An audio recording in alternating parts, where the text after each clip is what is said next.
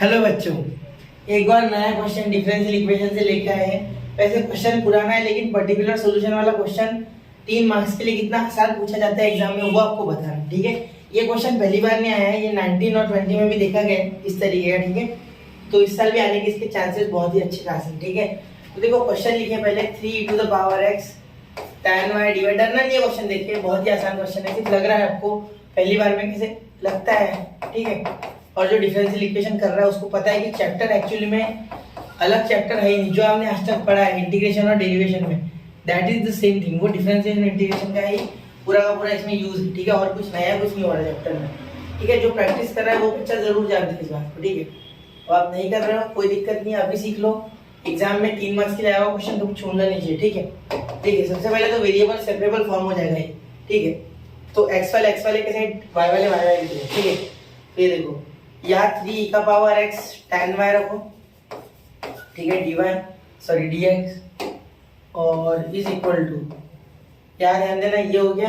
अब वो उधर लेके जाओ तो -1 e⁻ plus e⁻x sec square y dy। ठीक है, ये उधर का उधर पूरा का पूरा चलेगा। ठीक है, अब देखो इसमें ये पूरा नीचे अपॉन में आ जाएगा तो 3e⁻x अपॉन ये माइनस भी ऊपर दे दो 1 प्लस e⁻x और यह dx। ठीक है, अब ये sec square y tan y और ये dy। ठीक है, समझ रहे हो, बहुत आसान है। ठीक है, टेंशन मत लो। अब यहाँ आपको इंटीग्रेशन करना है। ठीक है, और बहुत ही आसान इंटीग्रेशन है, मुश्किल नहीं है। ठीक है, इंटीग्रेट ऑन बोथ साइड।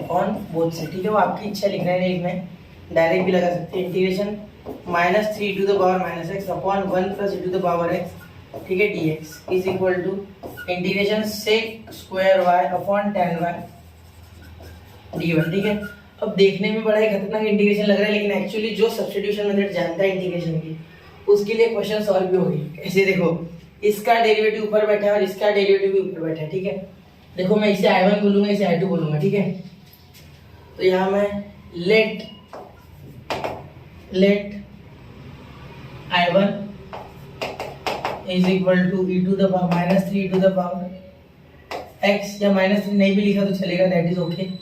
ठीक है, मैं क्या करता हूँ डायरेक्ट कर दो। देखो अब मैं यहाँ कोई लेट वेट I1 I2 लेता हूँ, डायरेक्ट कर दो। देखो यहाँ मैं फॉर्मूला लगाऊंगा डायरेक्टली। देखो ये -3 बाहर integration e⁻x upon e⁻x plus 1 या 1 प्लस e⁻x dx एक ही बात है। ठीक है, is equal to integration sec square y upon tan y। ठीक है, dy। अब एक दोनों जगह एक ही फॉर्मूला लग रहा है। ठीक है, इंटीग्रेशन में क्या एक प्रॉपर्टी है छोटी सी वो लग रही है। देखो यहाँ क्या होगा बेटा, f सुनना मेरी बात है, ध्यान से सुनना। आपके पास है इंटीग्रेशन, सुनना, integration of f dash of x upon f of x dx is equal to हो जाएगा आपका log। ठीक है, log f of x plus c। ठीक है, ये हो गया आपका फॉर्मूला है। क्लियर, देखिए हुआ कैसे, याद देखना, e ऑफ e⁻x है तो e⁻x प्लस 1 को नीचे वाले डिनोमिनेटर को अगर मैं t डालता हूँ तो dt is equal to e⁻x dx आ रहा है। ठीक है, डिफरेंशिएट करने के बाद 1 का तो 0 हो गया। तो ये देखो ये पूरी टर्म क्या बन गई बेटा dt, और ये क्या हो गया 1 अपॉन इसकी वैल्यू t, तो ये क्या हो जाएगा log t।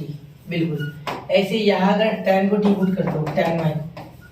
ठीक है, तो क्या हो रहा है dt is equal to tan का जो इंटीग्रेशन डिफरेंशिएशन है वो क्या होता है sec स्क्वायर y dy। ठीक है, तो ये sec स्क्वायर y dy की जगह क्या आ जाएगा बेटा dt, तो dt और ये इंटीग्रेशन 1/t। ठीक है, तो यहाँ भी log t। सिंपल बात है। ठीक है, बहुत आसान क्वेश्चन है, बिल्कुल डिफिकल्ट नहीं है, सोचना नहीं है हार्ड है जाके। ठीक है, लगता है होता नहीं है। ठीक है, तो ये प्रॉपर्टी है एक्चुअली, तो डायरेक्टली लिख सकते हैं -3 log e⁻x plus 1 is equal to, नीचे f ऑफ x होता है इसीलिए f ऑफ x है। ठीक है, log tan y। ठीक है, प्लस c, तो ये भी c नहीं ये भी log c। ठीक है, ध्यान देना जब भी log आता है ना बेटा तो वो कांस्टेंट को भी log दे दो। ठीक है, कोई टेंशन मतलब डायरेक्ट log उसको चिपका दो। ठीक है, अब मेरी बात सुनना है। ठीक है, अब यहाँ आप लिख सकते हो, ध्यान से सुनना, यहाँ आप लिखोगे -3 को ऊपर लेके जाओ, चाहो तो इसे ऊपर लेके जाओ। ठीक है, दैट इज ओके, चलेगा। यहाँ -3 को ऊपर लेके गए तो यहाँ हो गया log e⁻x -1 का पावर -3 इज इक्वल टू, यहाँ देखना यहाँ लिखूंगा मैं log tan y इंटू सी। ये क्यों लिखा मैंने, देखो log a plus log b क्या होता है, log a b, ठीक है। तो यहाँ log कंपेयर करके e to the power x minus 1 उसका power -3 is equal to tan y into C, ठीक है। देयर पर आपका आंसर क्या, e to the power x -1 का power -3 upon tan y is equal to positive C. ये आपका फाइनल आंसर आ रहा है, ठीक है। कोई दिक्कत नहीं है, ये आंसर आपका है, बहुत ही आसान है। तो आप लास्ट में लिखोगे this is the required differential equation. लेकिन क्या है, क्वेश्चन खत्म हो रहा है नहीं, जैसे मैंने देखा x इक्वल टू 0 और y पार डालना है, ठीक है। चलिए इसे यहाँ सॉल्व करते हैं, ठीक है, रेड कलर से करते हैं, ठीक है। चलिए थोड़ा बारीक कर लेते पेन को, क्योंकि हमें अपने पेन में चिपकानी पड़ेगी। तो ये 0 डालना मुझे e टू द पावर 0, ठीक है, e to the power 0 -1 upon ये tan y यानी tan phi।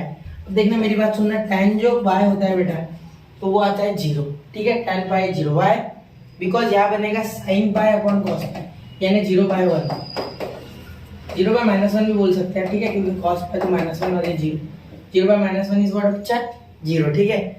तो ये भी आपका ऊपर बनेगा इसका 1 -1 0, ठीक है। तो यहाँ आपका c जो है वो आ जाएगा 0 एक्चुअली, ये दोनों 0 है तो c आपका 0 फाइनली, क्योंकि दोनों 0, ये 0 ये भी 0, देखो 1 -1 किसी का भी पावर 0 दैट इज 1 और tan pi भी 0, तो 0 0 0 तो आपका c जो आ गया 0, ठीक है। This is the particular solution, this is the required particular solution, ये आप लास्ट में लिखना है, this is the required particular solution, ठीक है। चलिए तो यहाँ ये और एक क्वेश्चन आपका समाप्त होता है, ठीक है। मिलते हैं अगले लेक्चर में, पढ़ते रहे, आगे बढ़ते रहे। जय हिंद, जय भारत।